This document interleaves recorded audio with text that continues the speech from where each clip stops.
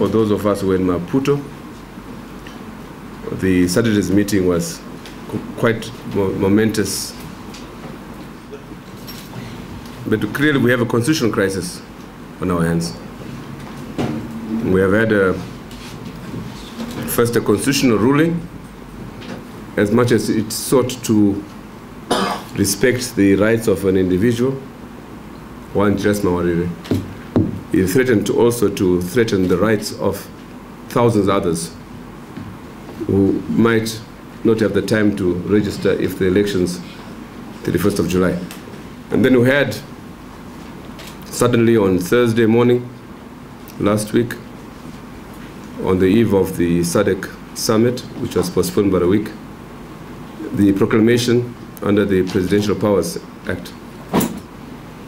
So when some of us sneaked into Maputo to see it all, there's no doubt in our minds, as citizens of this region, that there was a crisis. It's important that we, first of all, set the record straight as to what was said, what was the communique. And secondly, more important that we decide as Zimbabweans, as part of this dialogue, to decide on the way forward. How do we move forward?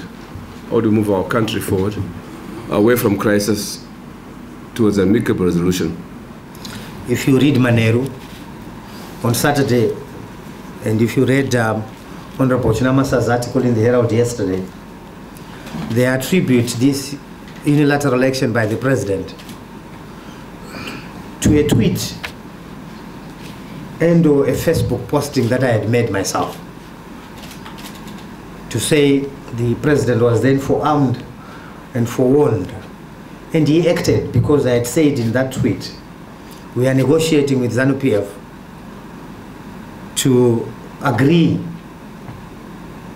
on conditions for free and fair elections, including the amendment of the Electoral Act and the alignment of all other pieces of legislation that have got a direct bearing on elections. However, if ZANU PF refuses to see sense, that's me talking on my Facebook page, then we will see them in Parliament. They are now saying that because of that, the president then had to act.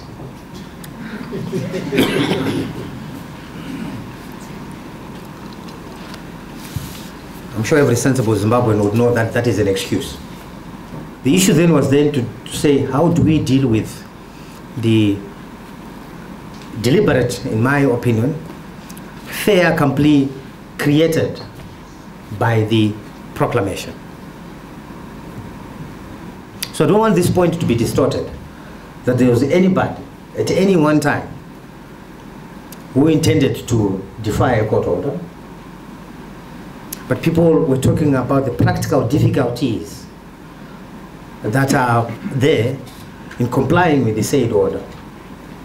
And most importantly, the practical difficulties which are presented and or which would fight the original objective why this inclusive government was created. One of the key political objectives why the inclusive government was created was that we needed to attend to political reforms such that we are able to create a level playing field so that Zimbabweans are able to participate in an election which is credible, free and fair, and choose a government of their choice. May I say categorically that President Mugabe did accept that there was need to have an extension of time so that we attend to those issues that need to be attended to so that we can have an environment for a free and fair election. First, I don't want to subscribe to the view that there is a crisis in Zimbabwe. Well, if any point of disagreement about an issue is a crisis, then there are perpetual crises even in the streets because people do disagree. There was a court ruling by the Constitutional Court of Zimbabwe, and it gave a certain deadline about when elections should be held. But he, as the person who holds the ultimate executive powers of the country, had no alternative but to try to comply with the court ruling. Because if he hadn't done so, he would have been in contempt of court. And it's the constitutional court of the land. There are those who want to say maybe, and there was, in the pleadings which were going on, you know, they were obviously the lawyers, they thought they were again before another constitutional court, which is SADC. And all sorts of clever legal sophistry was presented to those leaders. But they were not sitting as judges. They were sitting as politicians, as heads of governments, not as judges. And at the end of the day, when all was said and done, they all came out and said, go back to the courts in Zimbabwe, if the courts can entertain your complaints. We are literally being told that the people of Zimbabwe need not vote until certain individuals have decided that this is a level playing field. Now, isn't that a much, much more serious threat to the freedom of the people of Zimbabwe? That you are being told that we may argue until kingdom come, until another generation is born, arguing about perfection, and in the meantime you cannot exercise the vote. People now are in total fear. There's abject fear about the prospects of being subjected to an election and losing the influence which had given them the aura of statesmanship. That's why everybody is trying to use SADC to continue to rule by arrangement. As to what SADC says, you know, it is just a club. And you can persuade anybody in SADC to be emotional about certain issues. But at the end of the day, what matters is what the courts say, and the Constitutional Court is the ultimate arbiter. It's inconceivable that this date will go beyond what the courts have said. I want to rest my case. Thank you. I was quite sad coming here, but I'm even more sad just listening to my brother Mutsvangwa. The debate was not on anything else other than the facilitator's report. And unlike anything else that you get to hear when we come home and the bravado that we put up, there was no challenge to the facilitator's report. Not by President Mugabe, not by Prime Minister Tsvangirai, not by Professor Ncube. Because everyone knew that whatever was in here were things that had been debated and discussed at the negotiating table. There is nothing that the facilitator picked up from the street. Let me just speak to President Mugabe's presentation, just to summarize it. As far as President Mugabe was concerned, the problem was the issue of violence, and not necessarily any of these things. Not that he did not agree with these things. For example, let me just go through it in a little bit, if you allow me, Chair. He spoke about the issue of the media reforms and said, I totally agree. There are major problems with the media. But please, my friends, look at me. I'm also a subject of that abuse. He then went to the issue of rule of law. And he said, I agree. There is something wrong with the statements that the security forces are making. However, let me explain to you why I think they make the kind of statements that they make.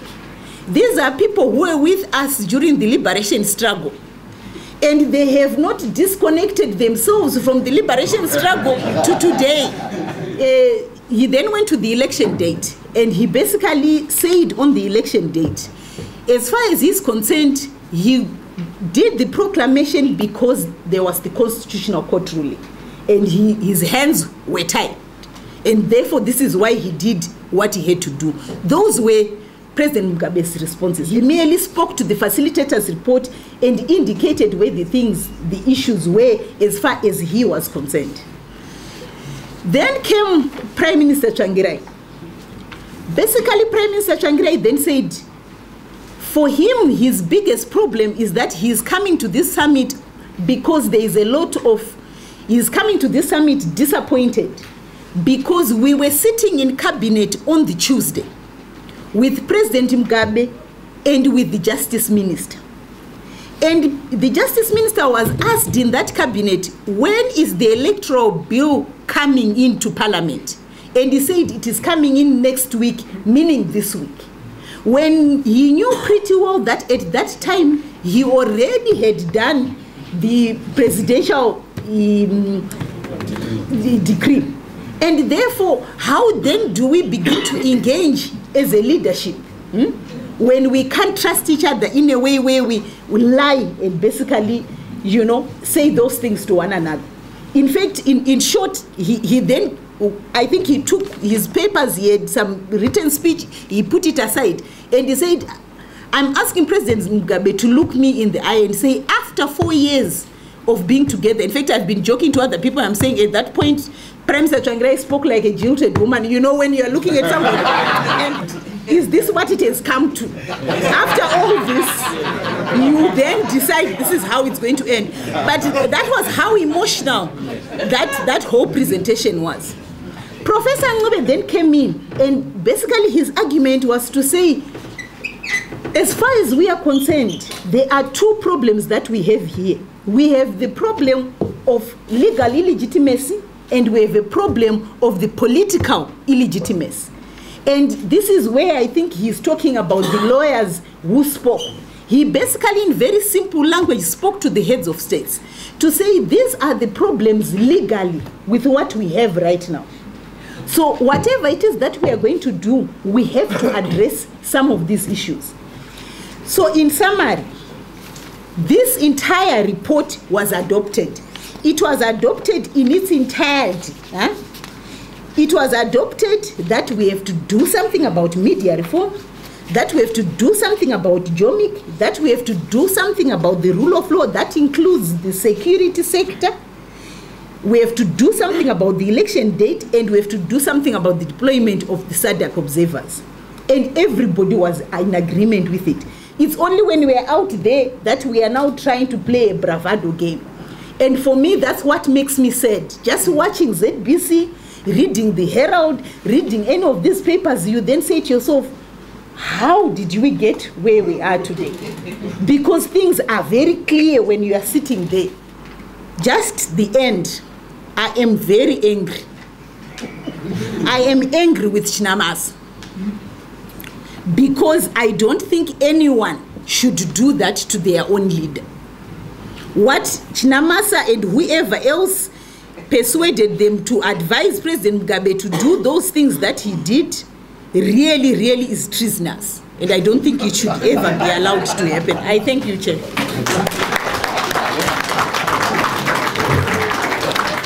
We gave a specific instruction to Honorable Minister Chinamasa that he was supposed to be filing an application on behalf of government,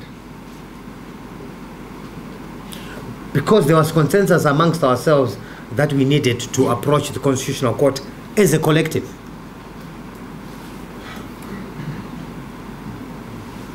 Mr. Chinamasa filed an application late this afternoon, and 20 minutes before I came here, I was served with those papers on behalf of the Prime Minister, in which he has made himself the sole applicant and he made everybody else a respondent.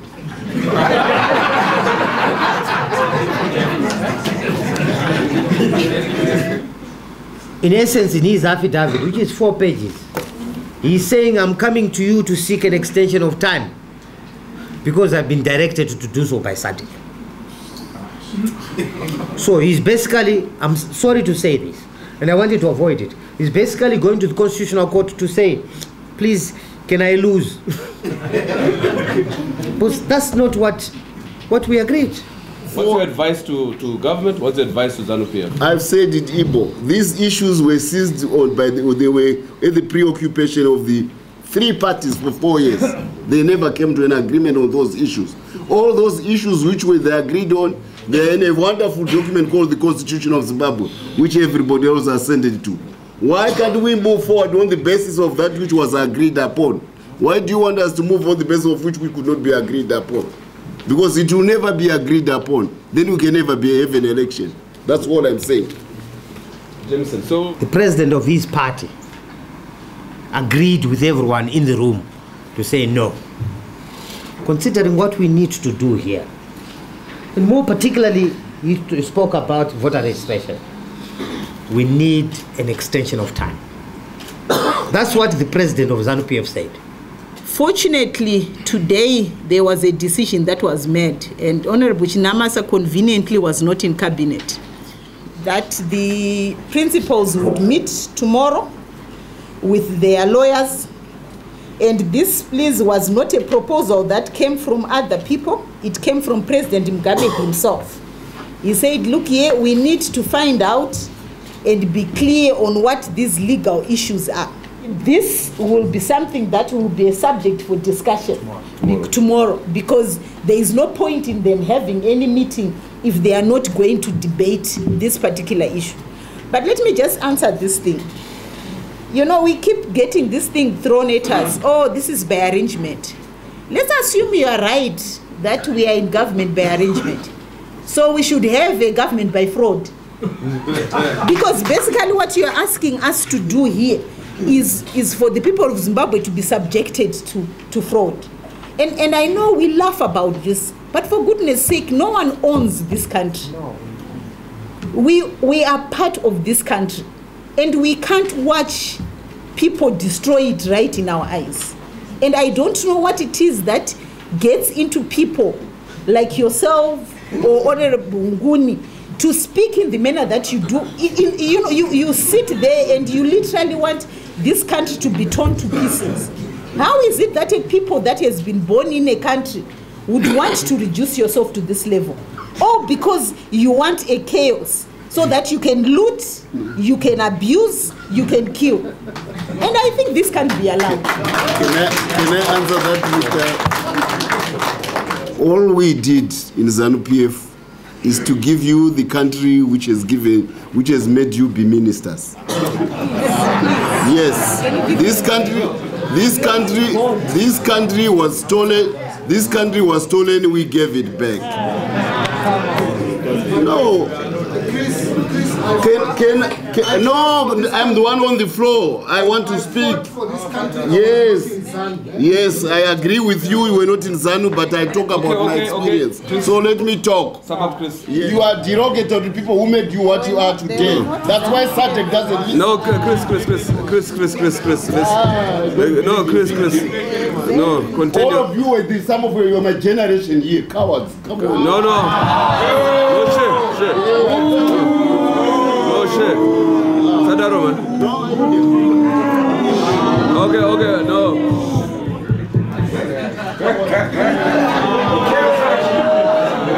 Many of us are, of course, shocked that even as the signatures are hardly dry, there is an attempt to, put it very bluntly, subvert the spirit and letter of the SADC summit.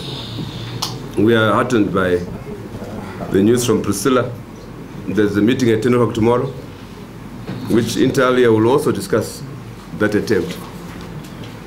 I did confront Goodson, who was also walked out.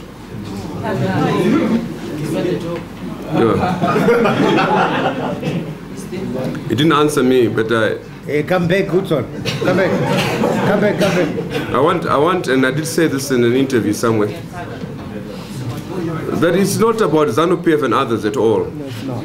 It is not, it's false that 99% of Zimbabweans want progress in this country.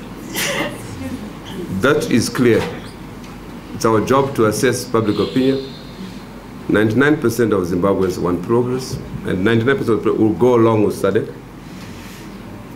as did the leadership in Maputo. And I think we should stand firm behind the government of Zimbabwe, the inclusive government, in their effort to get an extension, about which I have no doubt, that if as a government they stand firm, but if they're afraid of the edges, as we have seen now, which I don't think will be sustained, no. Those of us in Maputo are clear and confident that we will have an extension for obvious reasons. One, to ensure that people register. The main purpose of an election is to ensure that everyone who's qualifies to vote does vote. Otherwise, any election is farcical. We thank you for coming. I hope there will be another summit soon. because it looks like we might be having another summit soon, if this persists. But I think Pricilla have heartened us what you have told us. Thank you very much.